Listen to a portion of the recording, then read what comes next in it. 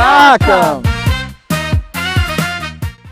Nu, pēdējais apskats ir pagājis laiks 2 nedēļas, augi ir atkopušies un šodien esam sarīkojuši mazu darba sapulci kompetenču centrā, lai kopā tiktos uz lauka un parunātu par aktualitātēm, par pirmajiem darbiem, kas ir veicami mūsu sējumos.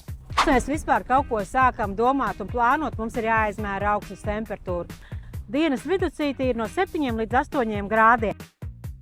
Šogad kompetenču centrā varēs rūpīgāk sekot līdzi sējas termiņu izmēģinājumiem. Arī es aicināšu Aleksandru.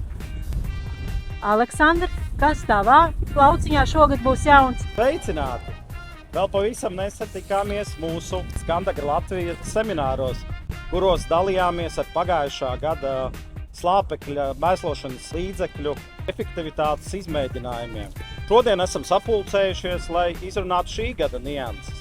Pēc jau jums labi zināmajiem 9 variantiem, kuri tika izmēģināti iepriekšējos gados, šogad esam iekļāvuši jūsu ieteiktos ar samazināto slāpekļa devu un paaugstināto slāpekļa devu.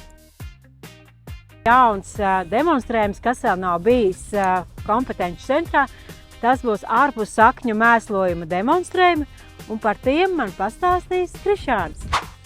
Jā, pateicoties papildus kapacitātei kompetenču centrā, ar prieku var teikt, ka šogad būs arī mikroelementu izmēģinājums šeit, kas būtībā sastāvēs no vairākiem variantiem. Tāpēc būs iekļaut arī varianti, par kuriem mēs runājām jau semināru laikā. Un tādēļ jums būs šī lieliskā iespēja visu sezonas garumā sekot šīm te vizuālajām atšķirībām šajā izmēģinājumā. Tāpēc arī visa gada garumā vāksim dažādus kvantitīvos datus, ar kuriem tad arī vēlāk ar jums noteikti padalīsimies. Aicinām visas sezonas garumā apmeklēt mūsu kompetenču centru. Tiekamies!